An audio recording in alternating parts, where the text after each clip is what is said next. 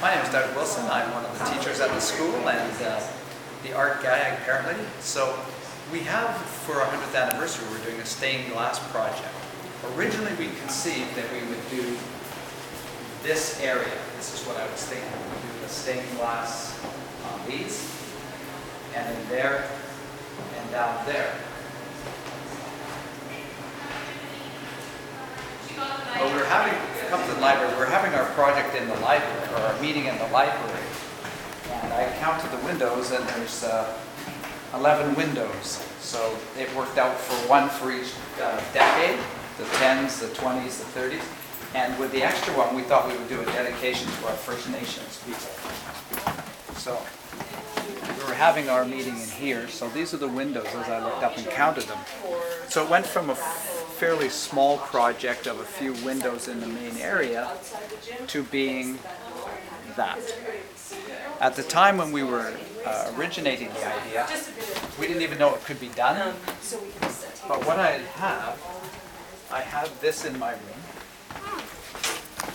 I've been carrying this around for about 30 years. And I've looked at it and it's mostly like acrylic paint or some sort of medium on plexiglass. So I thought, why don't we do that?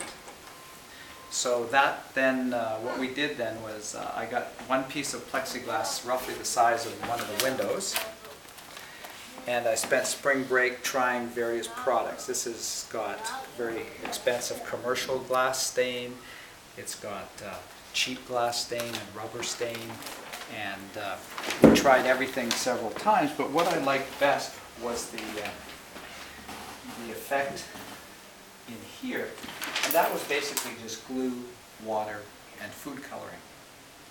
So based on that, that became the most inexpensive of all of the products that we're using. So we then set out to do each of the decades.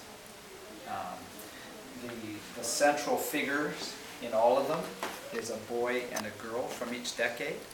And once I had that concept created, then the idea then was to look for things within the decades to enlarge it.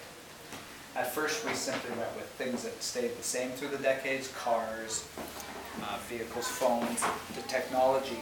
And then slowly when a teacher would say something like, oh, wasn't Anna Green Gables during that time? So then we would, oh, we got to do book characters. And then someone said, what about movie characters? Oh, well, yes, you're right, we have to do toys, of course. And so we slowly had added. Even today, I added a character to the 1930s,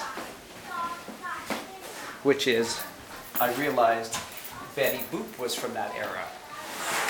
So this morning I just drew her out. And so because the stained glass was basically completed, I just had this small area here to put her in. So it's a wonderful project. Some of the students have contributed artwork of some of the pieces, and probably a handful of students who showed a real keen interest, we let do some of the painting. And many of the students, many of the teachers are working on their lunch hours to work on it. So it's going up on Friday, and it's sort of the central feature of our 100th anniversary.